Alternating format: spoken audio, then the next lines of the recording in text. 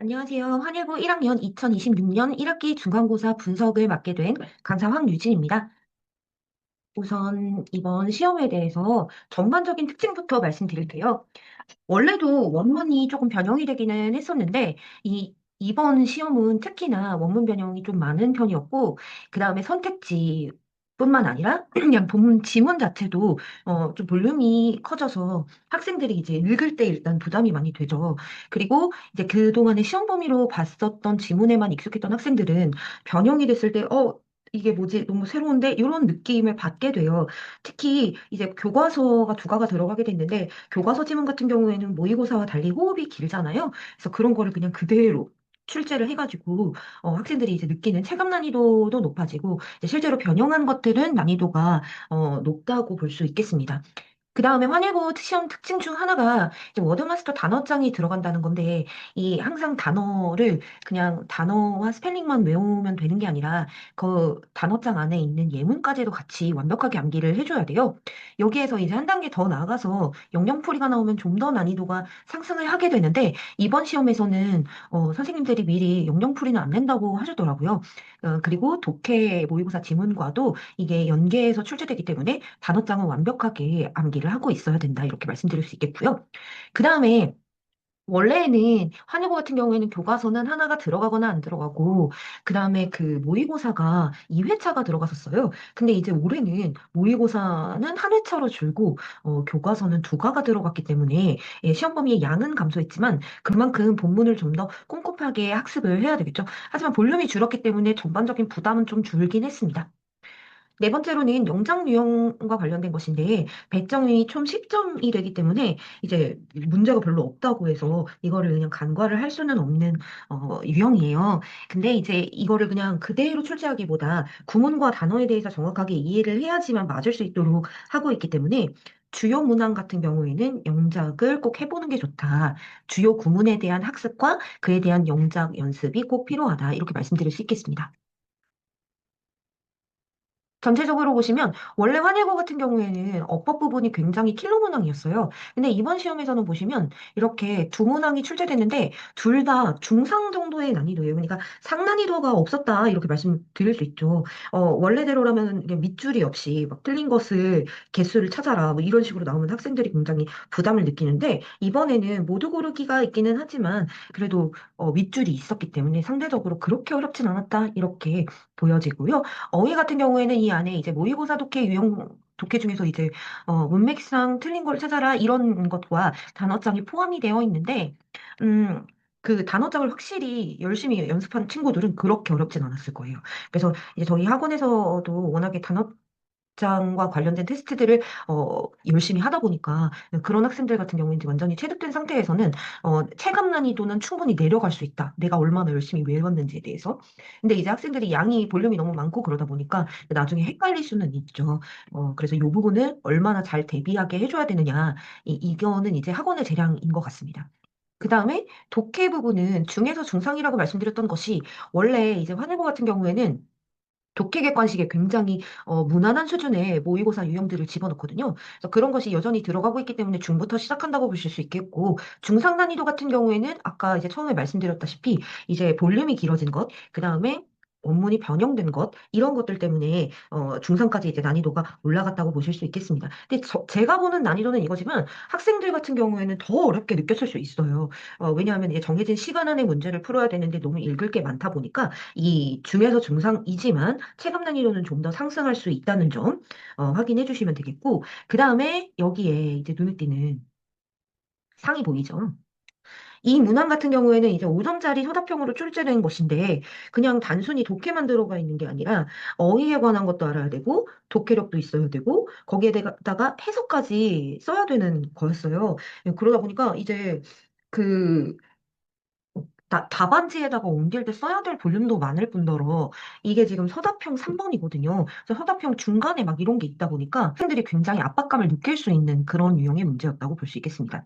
그 다음에 이제 영작 같은 경우에는 중상으로 저희들이 이제 연습했던 문항이 나오기는 했어요. 근데 원래 이제 환일고 같은 경우에는 응용 영작들을 많이 하는 편인데 이번에는 그렇게 응용이 막 많이 되는 영작은 아니었어서 그래서 상까지는 못 가고 중상 정도 난이도였다 이렇게 말씀드릴 수 있겠습니다.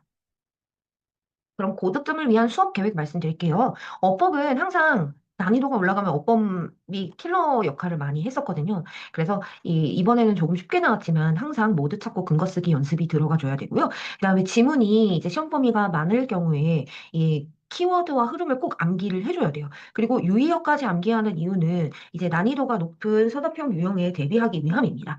그리고 이런 것들을 잘 암기를 하고 있을 때 객관식에서 읽는 속도를 굉장히 단축시킬 수 있거든요. 그 다음에 이제 예상되는 유형들이 있으니까 그 유형에 대한 실전 문제와 문제를 풀어보고 거기에 대한 오답을 암기하도록 하고요.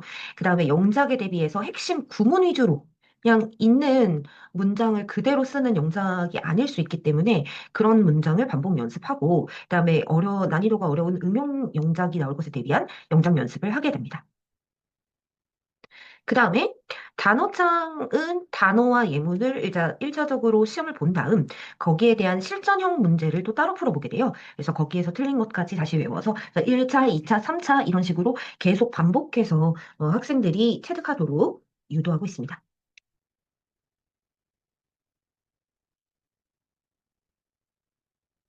다음은 이제 적중 문항들 보실 텐데요. 우선 기출 중에서 어법인데 지금 보시면 여기 이거는 지금 동명사조에 대한 수일치 문제죠.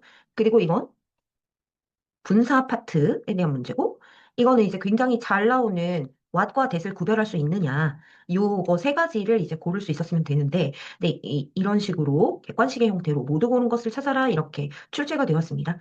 자, 요 세 가지를 유의 깊게 봐주시고, 이런 것들을 하려면 이런 식의 공부를 이제 저희가 1차 시험이라고 이야기하는데, 1차 시험 때 이렇게 중요한 포인트들을 공부하게 되는 거죠. 아까 요 부분에 서프라이즈였잖아요. 그거를 이제 쓰게끔 하는 것이고, 그 다음에 요 부분도 베이스드였죠. 그걸 쓰게 하는 거고, 이거 같은 경우에는 이것 중에 선택을 해야 이제 원문에서는 that과 what으로 나왔기 때문에 이런 식으로 하면 완벽하게 포인트들을 학습할 수 있는 부분입니다. 이렇게 지금 볼드 처리한 부분들은 이 앞에 나왔던 이제 답은 아니지만 출제되었던 부분들입니다.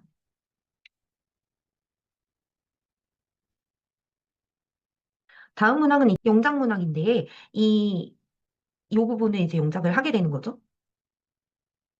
그래서 보기가 이렇게 있고 그 안에서 이 지금 어저스트를 이렇게 바꾸게끔 하는 문항이 출제가 되었습니다.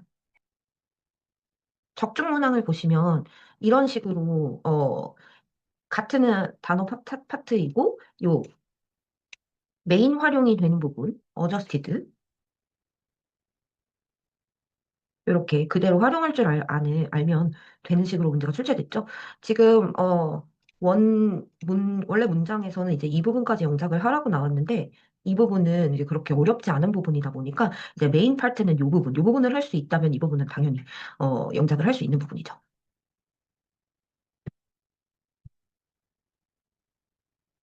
자, 다음 기출문항을 보시면 이거는 이제 단어장에 나오는 예문들이에요. 이제 각각의 예문들에서 이제 메인 포인트가 되는 단어들, 메인 단어죠. 거기에 밑줄이 쳐져 있고 그거를 이제 헷갈릴 수 있는 다른 단어들로 바꾸어 놓은 상태들입니다. 그래서 이 중에서 어색한 것을 몇 개 있느냐 고르는 유형인데, 근데 저희는 이제 이런 유형이 출제될 거를 이제 그동안에 출제되어 왔던 유형이기 때문에 실전형으로 동일하게 연습을 해왔어요. 그래서 지금 보시면 이 앞에 하고 지금 비교를 한번 해보세요.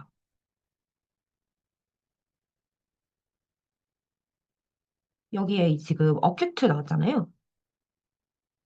그럼 여기에서 어큐트로 바꿔야 되는. 지금 여기 through evolution으로 시작하는 이 예문이 그대로잖아요.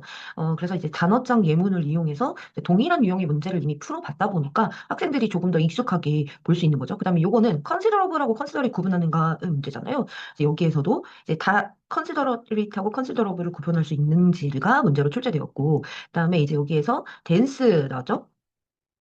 댄스도 또 동일하게 출제됐고, 이런 식으로 비슷한 유형의 문제를 풀어보면서 학생들이 이제 만약에 여기를 내가 틀렸으면 이제 틀린 거를 외워야 되거든요. 개별적으로. 그러면서 이제 자기가 습득을 할 수 있겠다. 이렇게 봐주시면 되겠습니다. 그럼 여기까지 환일고 1학년 중간고사 분석을 마치도록 하겠습니다. 감사합니다.